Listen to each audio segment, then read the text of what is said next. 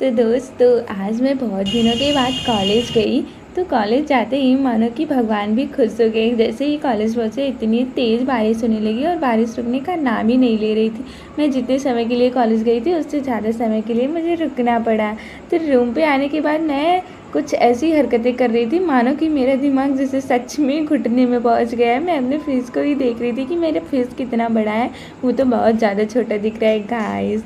फिर मैं कुछ टाइम बाहर देखती हूँ तो बारिश अभी भी हो रही है लगातार और बहुत तेज़ी से बारिश हो रही है, क्योंकि मौसम इस टाइम बहुत ही अच्छा है और बारिश का सीज़न भी है, इसलिए बारिश हो रही है। फिर मेरी फ्रेंड आती है और बोलती है मुझे मेहंदी लगा दो। वैसे तो आज मेरा कुछ करने का मन था नहीं, लेकिन फिर भी मैंने इसको मना नहीं किया क्योंकि ये मेरी गुड फ्रेंड है, इसलिए मैंने इसके हाथों में मेहंदी लगाई। ये चाइना मेहंदी लेके आई थी। बहुत अच्छा लग नहीं रहा था, ये पूरा फैलते हुए जा रहा था, लेकिन फिर भी ये इतने में इतनी खुश थी और शीशे में देख के खुद को कह रही थी चलो मेरा हाथ धुला। मैं खुद से अपना हाथ नहीं धुल सकती।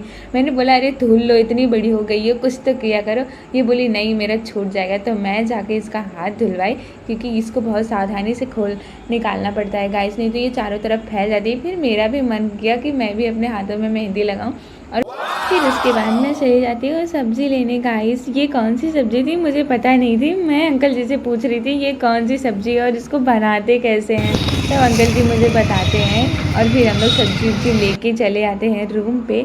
फिर ये मेरी पार्टनर थी गुंजा दीदी ना, इन्होंने एक सब्ज़ी वहाँ से चुरा लिया था गाइस, जिसे कुनुरू बोलते हैं, और ये चुरा के लाई थी और मुझे दिखा रही थी कि मैंने एक कुनुरू उनका चुरा लिया। मैं बोली ऐसा क्यों की कह रही है, कल एक और चुरा के लाऊंगी, फिर उसे कल बनाएंगे दो लोग मिल के। फिर ये देखिए मैं डाउनलोड हो रही हूँ इंटरनेट से गाइस, ऐसा मैं नहीं मेरी फ्रेंड बोली। मैं अपना फ़ोटो निकलवा रही थी क्योंकि मेरा एग्ज़ाम था, तो उसमें फ़ोटो लगता पासवर्ड साइज।